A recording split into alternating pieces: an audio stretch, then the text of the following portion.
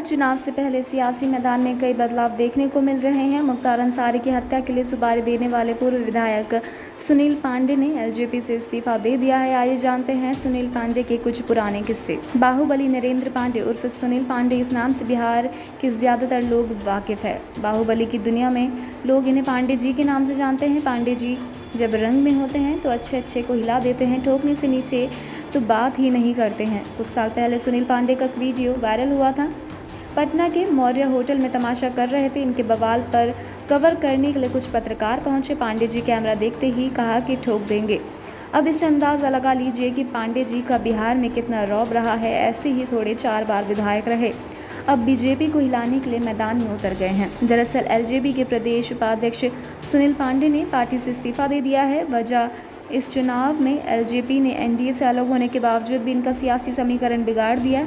LJP ने ऐलान किया है कि हम बीजेपी के खिलाफ इस चुनाव में उम्मीदवार नहीं उतारेंगे। पांडे जी ने भी ठान लिया कि हमारे परिवार के लोग तरारी से चुनाव लड़ेंगे, इसलिए पार्टी से इस्तीफा दे दिया और बीजेपी को हिलाने के लिए यहां से मैदान में उतरने की तैयारी शुरू कर दी है।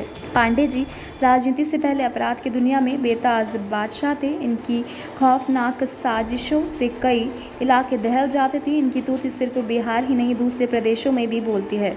23 जनवरी 2015 को आरा सिविल कोर्ट में धमाका हुआ था। इस धमाके में 2 लोगों की मौत हुई थी। कोर्ट से 2 कैदी लंबू शर्मा और अखिलेश उपाध्याय फरार हो गए थे। बाद में लंबू शर्मा के दिल्ली से गिरफ्तारी हुई। लंबू शर्मा ने जो चौंकाने वाले खुलासे किए, उससे यूपी का डॉन मुख्तार अंसारी कांप गया।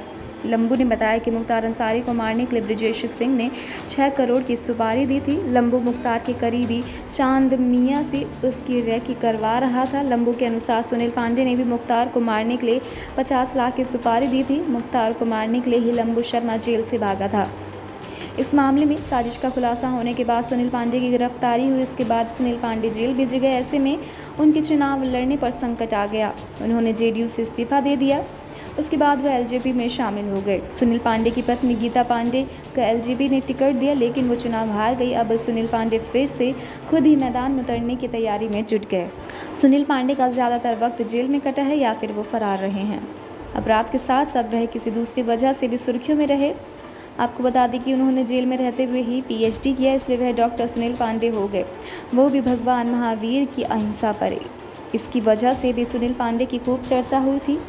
आरा में जून 2012 में सुनील पांडे की काफ़ी फजीहत हुई थी। रणवीर सेना सुप्रीमो ब्रह्मोश्वर मुखिया की हत्या हो गई थी। आरोप सुनील पांडे पर लगे थे, लेकिन आज तक कोई सबूत नहीं मिला। बताया जाता है कि सुनील पांडे और ब्रह्मोश्वर मुखिया में कभी अच्छे ताल्लुकात थे। दोनों खुद को भूमिहारों के नेता के रूप में स्थापित करने लगे थे। इस बीच 1993 में एक ईटा भट्टा व्यवसायी की हत्या हो गई। हत्या के बाद इलाके में माहौल गर्म हो गया। यहीं से मुखिया और सुनील पांडे के समर्थकों के बीच खूनी संघर्ष शुरू हो गया। उसके ब्रह्मोश्वर मुखिया गुट के लोगों ने जनवरी 1997 में तरारी प्रखंड के बागर गांव में 3 लोगों की हत्या कर दी। सभी सुनील पांडे के करीब थे। इसके बाद से विवाद बढ़ता चला गया। सुनील पांडे ने बेहद कम उम्र में ही अपराध की दुनिया में कदम रखा। उनके पिता ने उन्हें इंजीनियरिंग की पढ़ाई के लिए बेंगलुरु भेजा था। वो साल 1990 था। सुनील पांडे वहां पढ़ाई के लिए गए। इसी दौरान किसी दोस्त से उनकी झड़प हो गई थी। जानकार बताते हैं कि सुनील पांडे ने उस लड़के को चाकू मार दिया, फिर अपने गांव नावाडी आ गए और अपराध की दुनिया में कदम रखा।